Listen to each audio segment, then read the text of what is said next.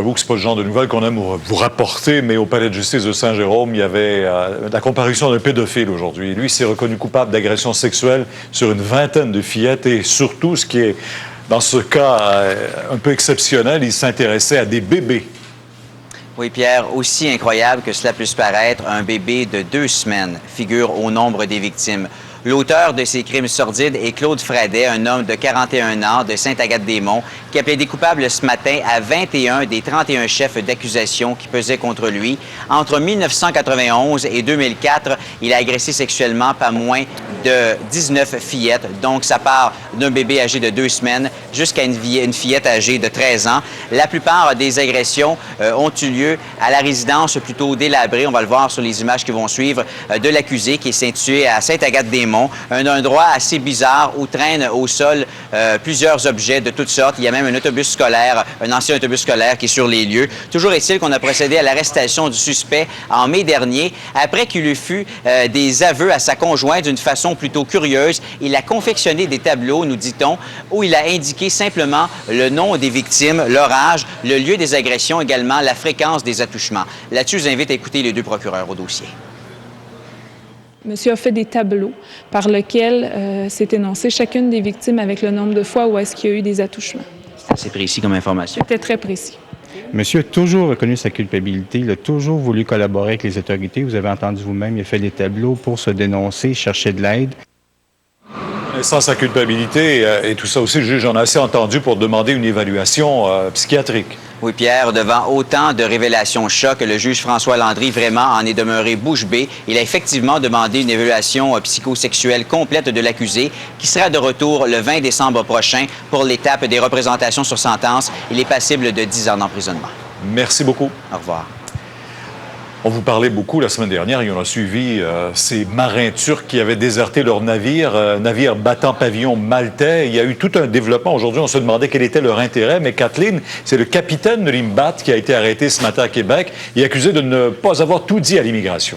Oui, Hassan Atkas, 51 ans, donc, qui a été accusé formellement cet après-midi au Palais de justice de Québec de ne pas avoir mentionné à l'immigration la désertion de 6 de ces 8 marins qui ont pris la fuite. Donc, alors, cet individu-là a été accusé cet après-midi. Comment ça s'est passé? 6 heures ce matin, la GRC s'est présentée ici avec des gens également de l'Agence des services frontaliers du Canada. Ils ont discuté un peu avec M. Atkas et finalement ont procédé à son arrestation. Donc, une histoire là, qui se termine bien mal pour ce capitaine turc. Bon, on l'a interrogé. Est-ce qu'on l'a libéré? Pardon? Est-ce qu'on l'a libéré?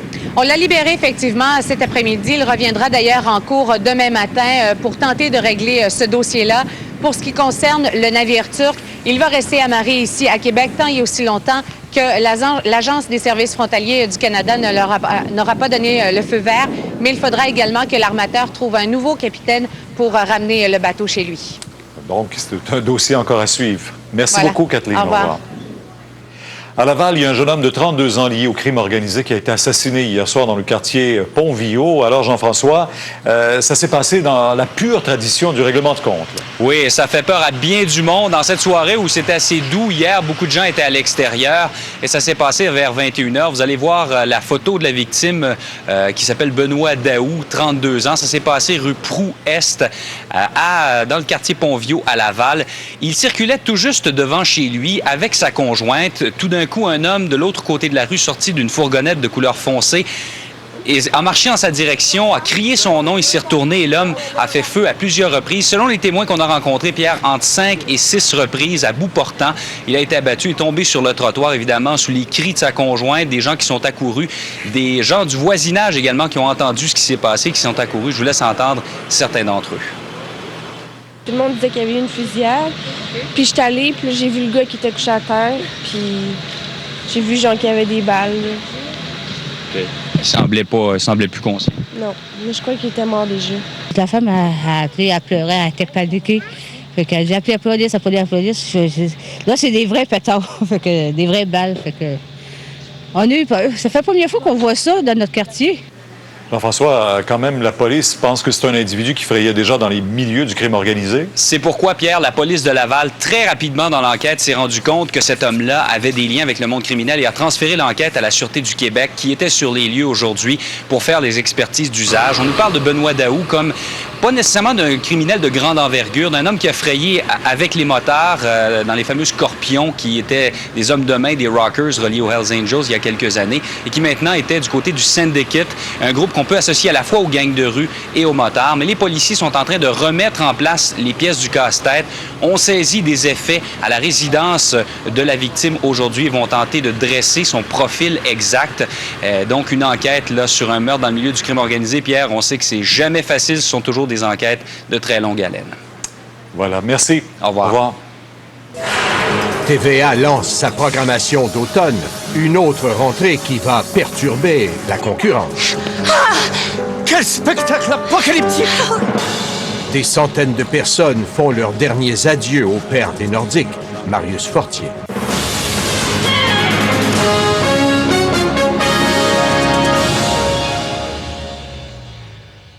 N'oubliez pas de dresser la vaisselle d'abord. Ça va prendre des siècles. Pas avec mon invention, le roi automatique. Un métier qui commence par A. Nommer une pierre précieuse. C'est le tout nouveau jeu, le cercle. Des questions simples, directes, qui peuvent même sembler faciles.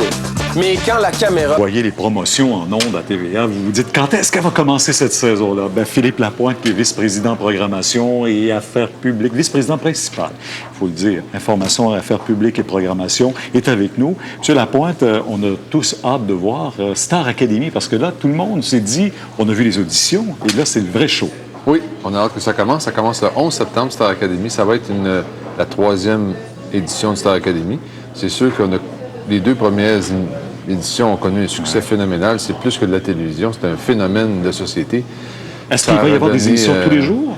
Il y a des émissions quotidiennes, bien sûr. Les gens attendent ça. Nos auditions ont eu un très grand succès, d'ailleurs. C'est pas pour rien. Je pense que les gens ont hâte de retrouver Star Academy. Moi, j'ai eu la chance de voir les premières images des concurrents, puis c'est bien agréable de voir les jeunes.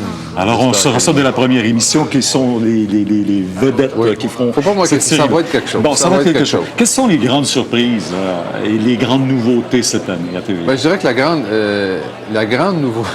On a eu un beau problème cette année, qui est un problème que moi, j'ai jamais vu dans mes années de programmation. Toutes nos émissions de fiction ont tellement bien fonctionné qu'on est obligé de toutes les ramener. Donc, Le Négociateur, Vice caché, Le cœur a ses raisons, toutes ces émissions-là reviennent. Et ça nous a causé un problème parce qu'il faut trouver de la place pour de nouvelles émissions, pour lesquelles on s'était engagé, par ailleurs, on est content de les avoir. Alors ça, c'est un beau problème. Et donc, il va y avoir plus un peu de fiction cet hiver qu'on se serait attendu. Et, mais c'est toutes les émissions que les gens aiment et reviennent. Donc ça, c'est une belle surprise avec des nouvelles émissions. Il y a Un homme mort de Fabienne Larouche qui est vraiment quelque chose. La promesse, on nous parle de la promesse. Qui est un nouveau téléroman, qui promet que c'est un nouveau téléroman qui commence, celui-là, à l'automne. Donc, plusieurs nouveautés en fiction qui s'ajoutent à celles qui sont déjà là. Et l'information n'est pas en reste. L'information n'est pas en reste. On est particulièrement fiers du travail qu'on fait à l'information, puis toute l'équipe, du 17h, du 18h30 et le 22h, cette année. Le 22h qui fait 60 minutes, puis on y croit à l'information. Puis c'est sûr qu'on a vu les autres réseaux abandonner un peu ce créneau-là. Je dirais que pour nous, c'est une opportunité d'investir davantage en information et croit beaucoup. Bien, je pense que pour les téléspectateurs, c'est une bonne nouvelle, puis pour nous aussi. Merci beaucoup, M. Lapointe. Ça fait plaisir. Merci. J'aurais pu le dire Philippe. Je pense que j'aurais pu dire Philippe. Depuis le temps qu'on se connaît. Ça fait une belle mèche qu'on se connaît. Merci.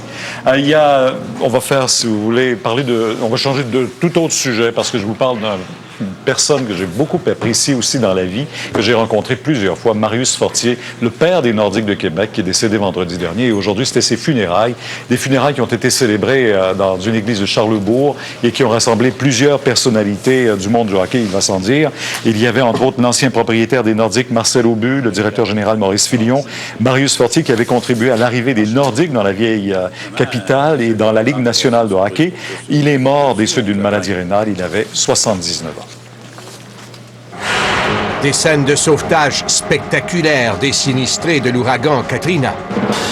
Une nuit à l'hôtel pour des dauphins menacés par le mauvais temps.